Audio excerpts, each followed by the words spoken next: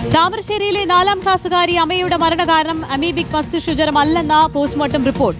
Influenza A അണുബാധ മൂലമുള്ള viral ന്യൂമോണിയയുടെ സങ്കീർണതകൾ കാരണമാണ് കുട്ടി മരിച്ചതെന്നാണ് പോസ്റ്റ്മോർട്ടം റിപ്പോർട്ടിൽ പറയുന്നത്. കുട്ടി ആദ്യം ചികിത്സിച്ച താമരശ്ശേരി താലൂക്ക് ആശുപത്രിയിലെ ഡ്യൂട്ടി ഡോക്ടർ വിപിനെ കഴിഞ്ഞ ദിവസം അമ്മയുടെ അച്ഛൻ സനൂപ വെട്ടി പരിക്കേൽപ്പിച്ചിരുന്നു. സാനിയോ മനോമി നൽകും വിശദാംശങ്ങൾ. സാനിയോ, കുട്ടിയുടെ അച്ഛനെതിരെ പോലീസ് നടപടി തുടങ്ങിയിട്ടുണ്ടോ? എന്താകും തുടർ നീക്കങ്ങൾ? അതായത് താമരശ്ശേരിയിലെ 4ാം ക്ലാസ്സുകാരിയായ അമേയയുടെ മരണം പിന്നീട് ചർച്ചകളിൽ നിറഞ്ഞത് അത് കഴിഞ്ഞ് 2 മാസങ്ങൾക്ക് ശേഷം അമേയയുടെ അച്ഛൻ അദ്ദേഹം വന്ന് താമരശ്ശേരി താലൂക്ക് ആശുപത്രിയിലെ ഡ്യൂട്ടി ഡോക്ടറായ വിപിനെ വെട്ടിപ്പരിക്കേൽപ്പിച്ചതോടുകൂടിയാണ്.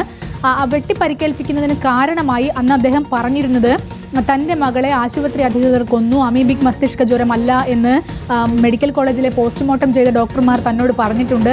പക്ഷെ പിന്നീട് എന്താണ് അസുഖമെന്ന് കണ്ടെത്താൻ ആർക്കും കഴിഞ്ഞില്ല. അതിന് ഉത്തരവാദികൾ ഈ ആശുപത്രി അധികൃതരാണ് എന്നൊക്കെ പറഞ്ഞുകൊണ്ടാണ് അന്ന് ആ ഒരു ക്രൂരമായ കൃത്യത്തിന് ഈ സനൂപ്, അതായത് അമ്മയുടെ അച്ഛൻ സനൂപ് മുതിർന്ന സാഹചര്യമുണ്ടായത്. അതിനുശേഷമാണ് അമ്മയുടെ മരണത്തിൻ്റെ കാരണം എന്താണ്, യഥാർത്ഥ കാരണം എന്താണെന്ന തരത്തിലുള്ള ചർച്ചകളടക്കം വന്നത്.